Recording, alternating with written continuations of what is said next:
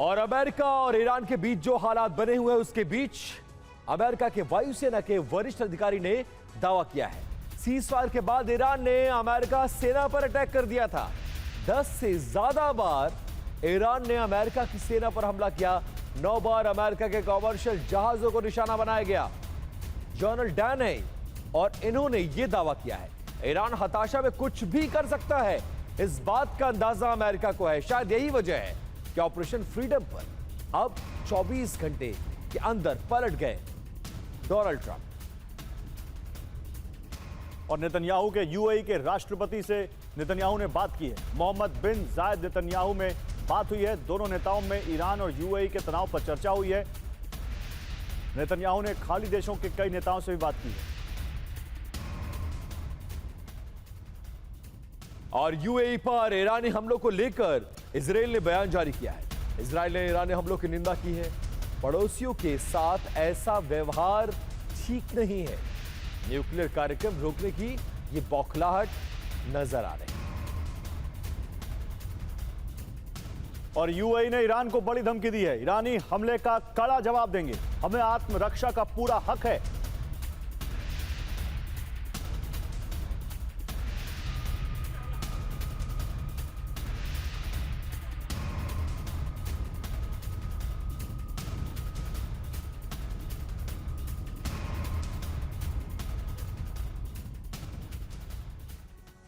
और माना जा रहा कि मिडिल ईस्ट से ही ये महायुद्ध शुरू हो जाएगा और उसकी आहट और उसके संकेत मिलने शुरू हो गए।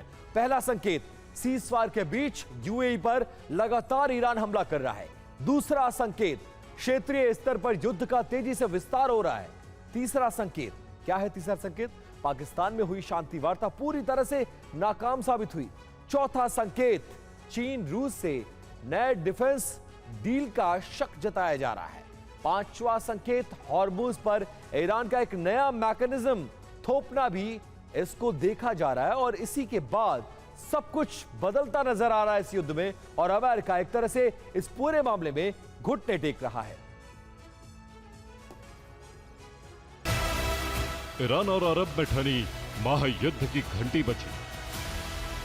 यूएई पर हमला बढ़ा, भड़की विध्वंस की ज्वाला। ईरान यूएई को दहला रहा, आग में पूरा अरब जलेगा।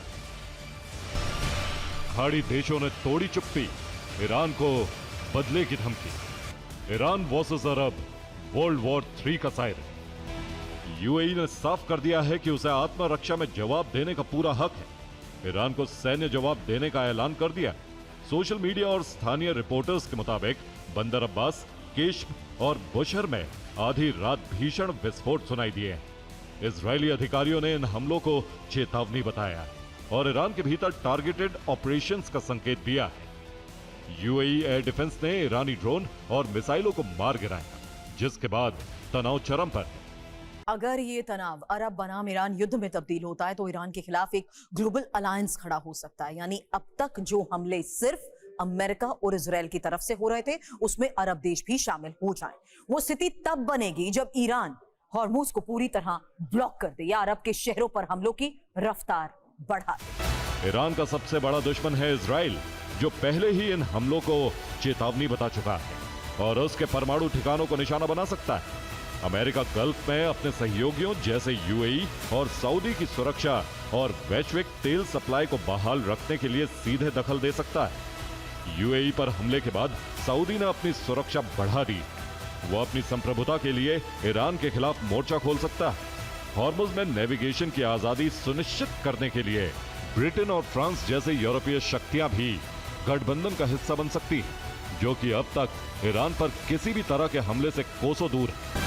सुरक्षा और वजूद के खतरे को देखते हुए अरब देश और इजराइल एक औपचारिक सैन्य गठबंधन बना सकते हैं। अगर चीन और रूस ने सीधा दखल नहीं दिया तो ईरान वैश्विक स्तर पर बुरी तरह अकेला पड़ सकता है।